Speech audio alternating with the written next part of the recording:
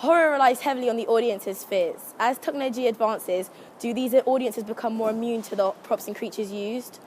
Do these traditional filmmakers have to upgrade to more effective ways like CGI and VFX? Or can these traditional horror filmmakers stick to the old ways of using practical effect? We at the VHN sought to find this out. We talked to Lawrence Sanders, manager of the props department at Escapade in Camden, to ask him his thoughts on the use of CGI in horror films. I don't think it's ruining it, but I think it's best to use a limited amount of CGI. I think if used properly, it could be very effective. Too much, I think, cheapens the effect. Throughout the years, horror directors have tried their best to convince the audiences of the impossible.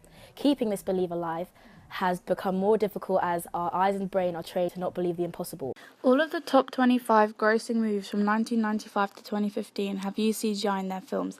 It seems that has become a necessity. We asked you guys on our website what you thought. Of the 100 16 to 18-year-old horror fans that voted on our website after watching a clip from The Fly, all of you said that it looked outdated and could tell it lacked CGI. However, 30% of you said you would still watch the whole film. All the winners of Best Horror Film from the past 5 years have featured CGI. We met up with Corin Hardy, director of The Hallow at the BFI South Bank, about the making of his film and his opinions and best examples of practical effects.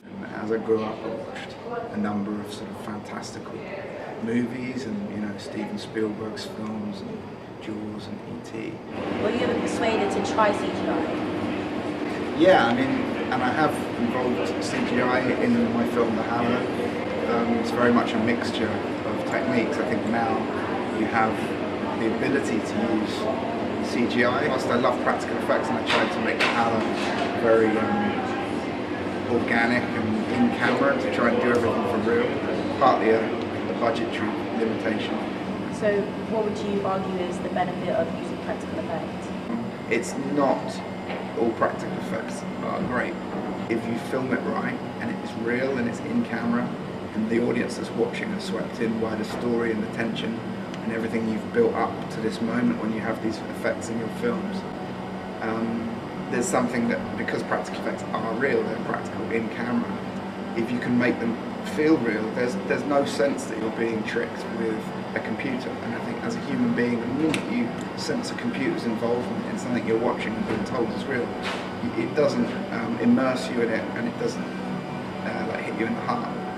And if something hits you in the heart, whether it's like an emotional moment or a scary moment or an action moment, that's what cinema's about.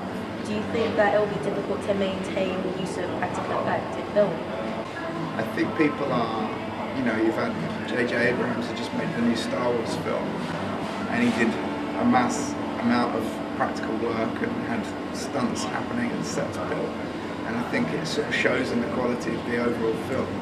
What are some of your favourite practical effects in films? Great question. For me, the ones that really stand out as, an incredible level of artistic achievement.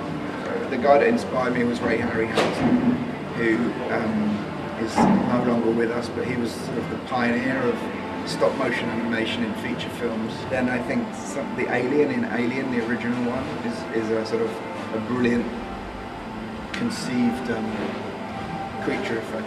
This is a sequence actually that's the makeup transformation in the film. Very inspired by The Fly, funny enough. And these are the stages of kind of prosthetic makeup effects, or my initial ideas as he starts to change. So rather than the sort of fantastical little flying around Tinkerbells, it was things inspired by the Irish mythology and banshees. Like what would a banshee look like now, or a changeling?